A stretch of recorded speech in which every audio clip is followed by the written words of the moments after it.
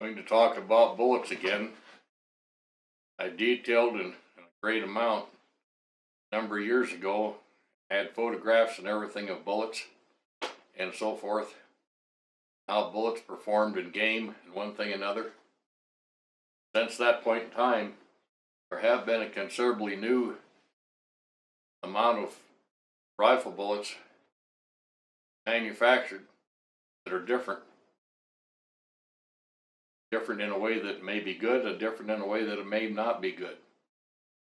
I'm going to point out what I feel, what I have found to be good bullets.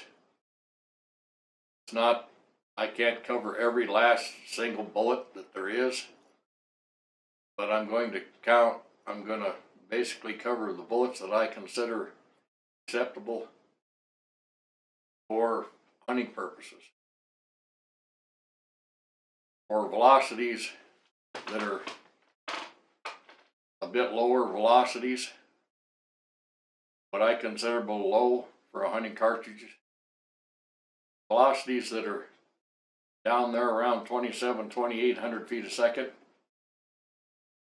Not necessary to have as tough a constructed bullet for muzzle velocities of that range compared to velocities that say 32 to 3,400 feet a second, somewhere in that neighborhood.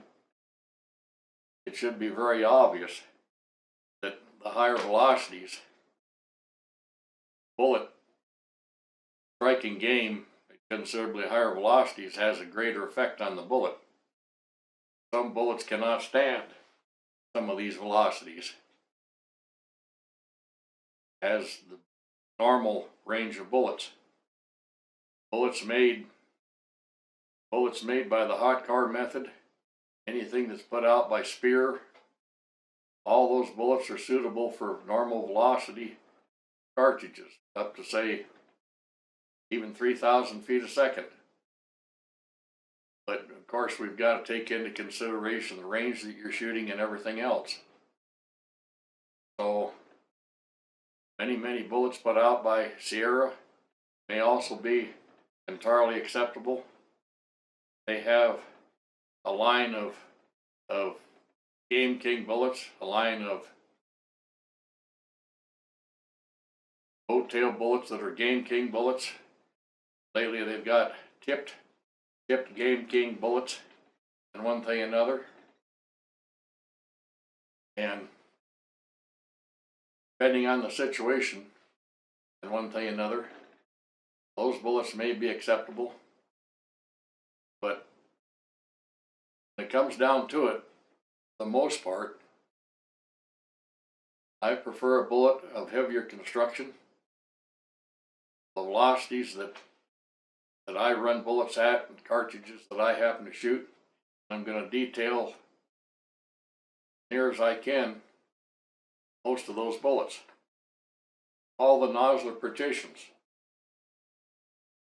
and Nosler's E-tip bullets.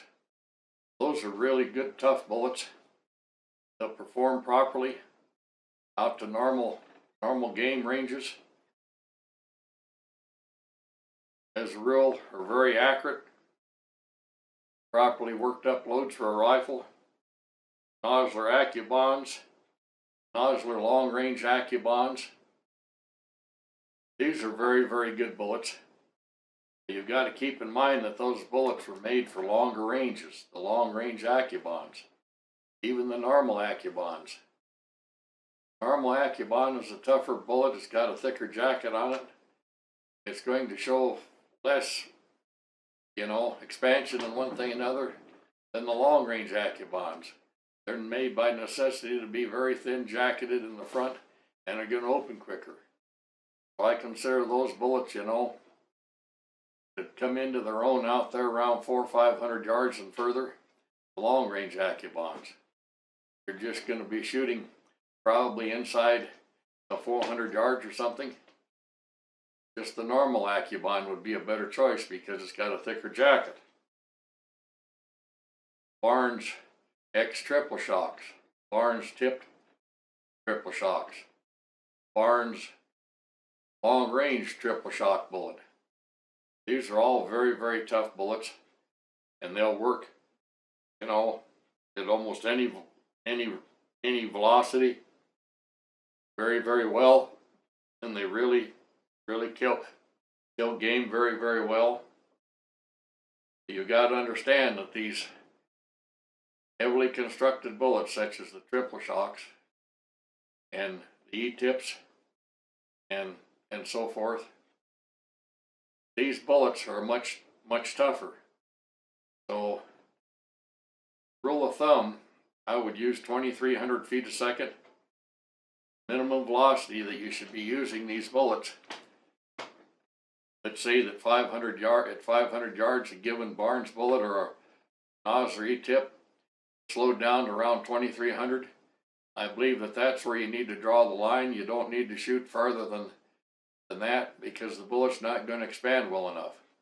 I have seen pictures of some of these bullets that have been shot, down to 1,900 feet a second, and they've hardly got a slight little tiny petal form on the tip of the bullet.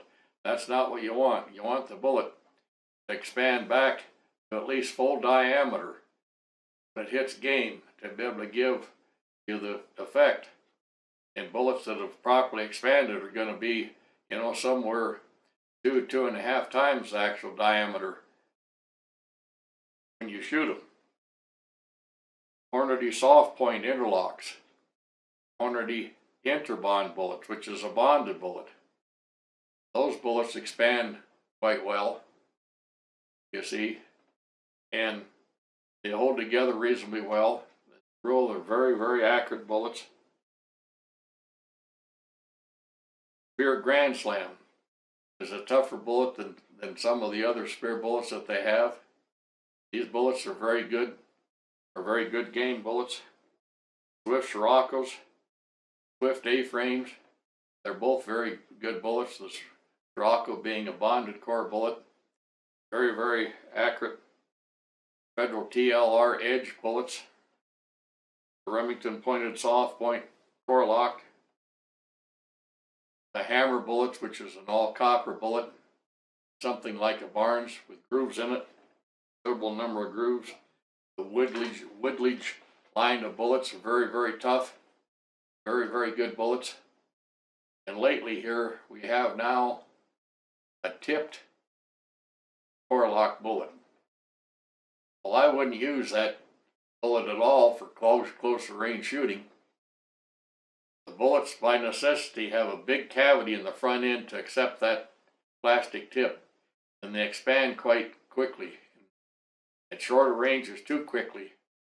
So you're probably better off with a regular core lock bullet. That seems to work quite well at most any distance. You're just compounding a situation there.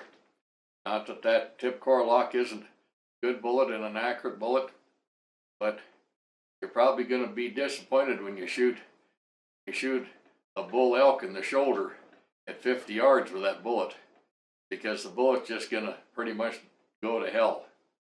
That's what's happened now. And I might comment further on these bullets. You might notice that of all the bullet manufacturers at this point in time, the Spear doesn't have a full line besides their lead soft point bullets, a plastic tip type of a bullet. Well, this requires special attention for this plastic tip. Any of the Spear bullets are hot car bullets, and I don't believe that it would be compatible with the hot core process to have a plastic tip on a hot car bullet. Because in the process of making, that's not going to work, because the bullet formed right in that machinery, in the hot core machinery. The lead tip was formed and the bullet's all done and kicked out. It would have to be something else done. I don't think that that's acceptable. It would have to be a bullet that was made by some other method to have a plastic tip. The plastic tips have been put on bullets to gain BC value, and as I've stated before, BC really doesn't come into play until you get out there. You're only mainly going to see 1-2 inches of difference of impact in a specific bullet compared with a lead tip to a plastic tip. So anyway, bullets that have a high amount of energy because of diameter, because of weight and construction and one thing or another, a high sectional density. High sectional density gives you good deep penetration. And in some of these situations, some of these bullets, the sectional density is not there, the construction is not there, so the penetration is not there. And you don't need to be using ever any type of target type of bullets on game. These are designed specifically to go in a couple inches and violently blow up. Well, that's not a game bullet. And there are bullets made that way. Still not game bullets. They're never going to be game bullets. So this is my latest comments to do with these bullets. I might comment here as I'm talking that the Nosler Partition, from the original design, even today, to the Nosler Partitions, they've always worked extremely well, even out at long range. And I'm talking about 700-800 yards. These bullets are thin enough right at the very front that they always are going to expand.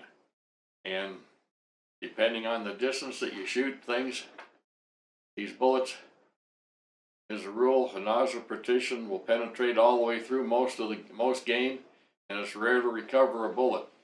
Sometimes you've got to shoot animals at a considerable, angle to be able to have enough distance for the bullet to travel to recover it. Well, I have proven to myself by shooting game at distance, say 500, 600, 700 yards, that these bullets always expand very, very well, and they're just as good a bullet that there is as far as the construction and how they hold up on game and at distance. And I believe in most instances, I've shot a lot of 175 grain 7mm bullets in partition style and had complete penetration, even out in the 800-yard area. Well, I believe that bullet will still perform very well, even at 1,000 yards, and I'm not encouraging that, but I'm telling you that it works. And yes, it doesn't have the high BC. We've got ability to do with rifle scopes from every damn aspect that there is, from reticle systems built into scopes to custom dial systems to be able to dial the range and everything. So BC is a very, very little consequence, because irregardless of what it is, you have to correct for it the further out that you go. And BC has gotten overplayed, and energy has become ignored. We need to have energies. We've got people trying to tell us that they're killing elk with one shot with rifle bullets that don't even have 500 foot-pounds, 500, not several thousand foot-pounds, but only 500 foot-pounds energy, that they're killing something out there and only have 500 foot-pounds energy. That's just nothing but a bunch of damn nonsense. You see, these are people that are merchandisers that are trying to sell you a product, whether it's a rifle or whether it's ammunition or whatever it happens to be, or their bullets. But anyway, we need to pay attention to these things. And it's become very evident to me that this needs to be paid attention to much more closely, so that we are assured that we're not wounding game.